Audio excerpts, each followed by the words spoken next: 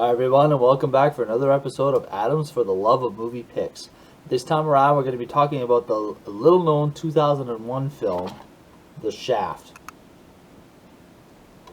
I actually found this movie quite by accident. I was actually looking up the Shaft, the new Shaft movie with Samuel L. Jackson, and it's on Amazon, and just see how much it was. And this movie actually happened to pop up, kind of caught my attention, and I happened to watch it, and it actually wasn't that bad of a movie. I've gone to say I've seen a hell of a lot worse than this.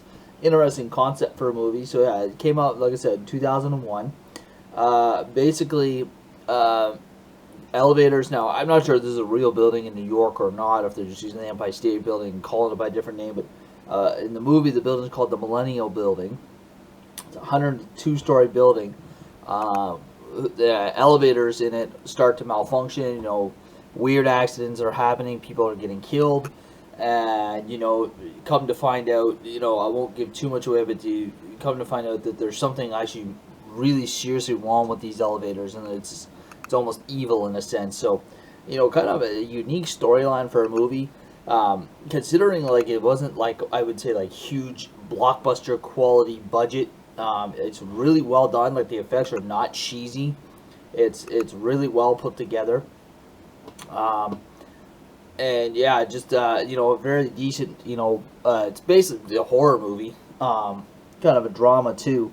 But yeah, the other thing that was surprising, considering that I'd never heard of this movie before, that the actual well-known actors in this movie is pretty surprising as well. You got Naomi Watts as Jennifer Evans, Michael Ironside as Gunter Steinberg, Edward Herrmann as Milligan, Dan Hedaya as Lieutenant McBain, Ron Perlman as Mitchell, and I think that's pretty much the extent of the well-known actors in this one. But I mean, yeah, it's still a fairly decent lineup of well-known actors. Just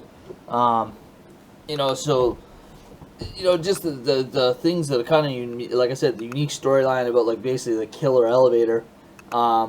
And just some of the originality of the death scenes is insane in this one. I'm not giving too much away by saying it, but there's one scene where there's literally a roller skater in the parking garage level gets sucked into the elevator, whisked up 90 stories to the observation level, blowing out the elevator, out the observation level, down to the street to his death.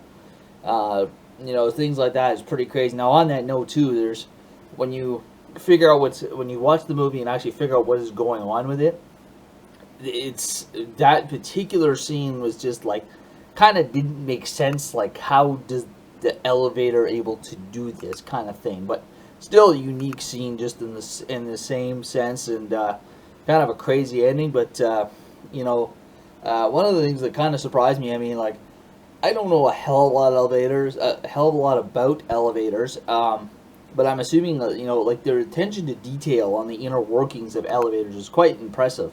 From showing the mechanical room to how it operates to, the way they monitor in the security room and and also, just how it works. And then there's things that I never even knew about an elevator that, again, I don't know if 100% this is true, but I can't imagine why you would make something up like this for Hollywood. The only thing I think it was just for the purpose of the movie, but apparently there's mechanical outlets on the top of the elevator. So if they're servicing the elevator and they need lighting or need to plug in a tool or something, there's an outlet on top of the elevator. The other thing that's cool is, I guess if they need to move the elevator up and down while they're on top of it, working on inside the shaft, there's an up and a down button on the top of the elevator. So just the attention to detail in the movie was really well done. Like I said, considering this is not a big budget blockbuster movie, as far as I know, it's not. I never heard of the thing before.